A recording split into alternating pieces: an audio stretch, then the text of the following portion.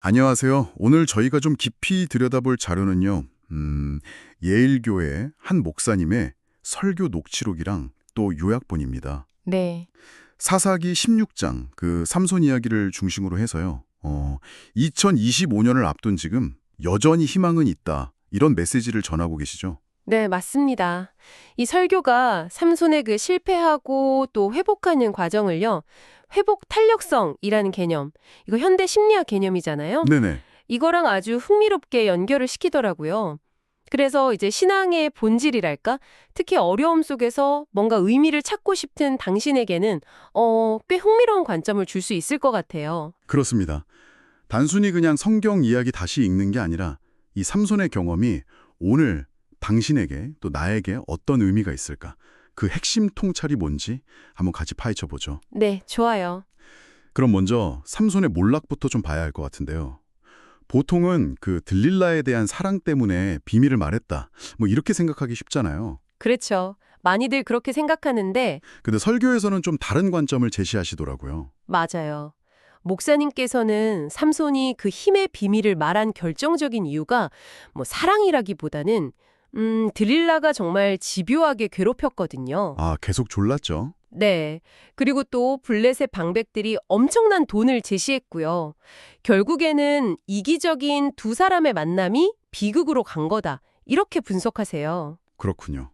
서로의 이기심이 만난 거네요. 네.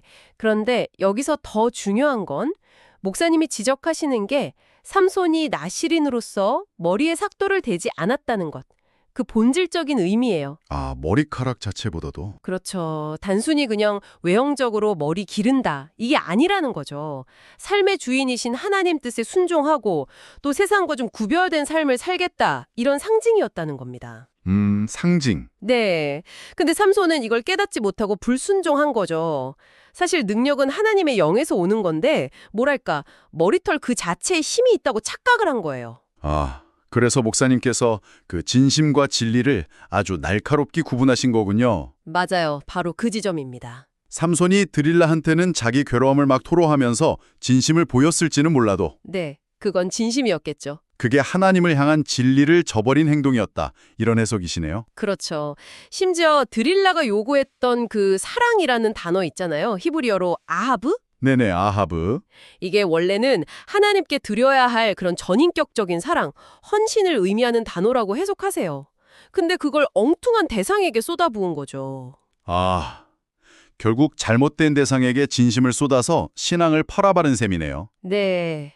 그 결과는 뭐 아시다시피 비참했죠. 하나님의 영이 떠나가고 힘을 잃고. 네, 힘 잃고 또 평생 자기 보기 좋은 대로 자기 눈에 좋은 대로 살았던 결과로 두 눈까지 뽑히게 되잖아요. 아, 끔찍하죠. 그런데 목사님은 바로 이 지점에서 이 육체적인 실명이 오히려 역설적으로 하나님을 보는 영적인 눈, 그러니까 믿음의 눈을 뜨게 되는 계기가 되었다고 해석하시는 거예요. 와, 정말 충격적이면서도 깊은 통찰인 것 같습니다. 눈이 뽑히고 나서야 하나님을 본다. 네, 역설이죠. 그렇다면 이 삼손의 실패와 회복 가능성을 회복 탄력성이라는 개념하고는 어떻게 연결하고 계신가요? 우리가 보통 역경 앞에서 쉽게 무너지는 이유, 그걸 뭐라고 보시던가요?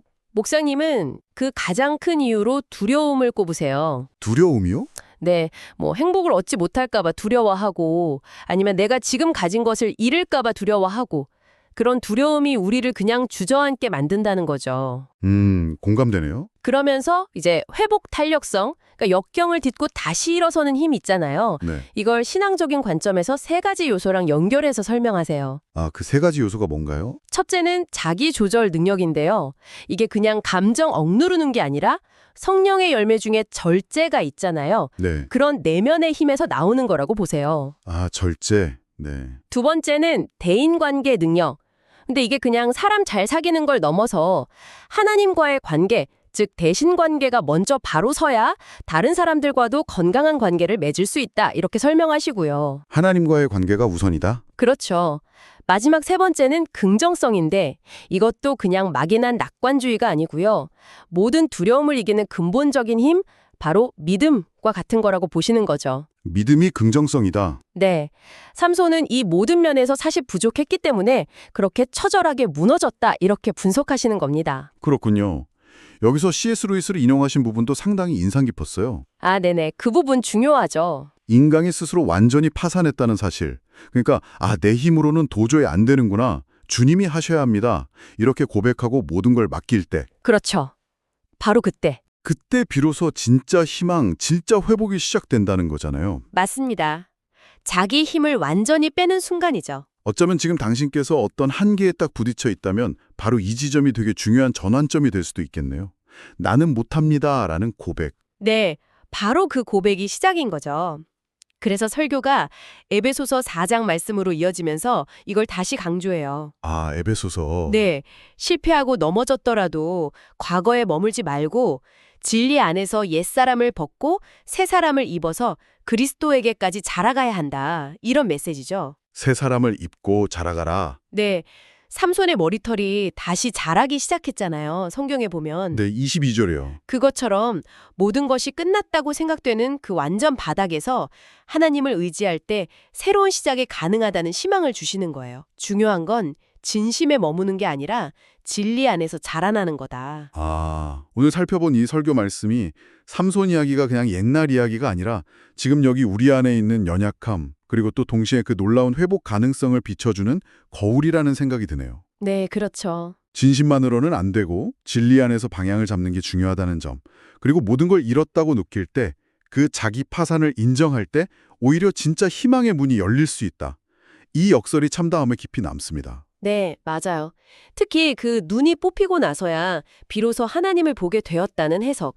이게 우리 각자에게 던지는 질문이 큰 것 같아요. 네. 보지 못했던 더 중요하고 본질적인 것을 보게 하시려는 뭐랄까 하나님의 숨겨진 계획이나 기회일 수도 있지 않을까? 이런 생각을 해보게 됩니다. 네, 오늘 나눈 이야기가 듣고 계신 당신의 생각에 작은 씨앗 하나가 되었기를 바랍니다. 저희는 다음에 또 흥미로운 자료로 찾아뵙겠습니다.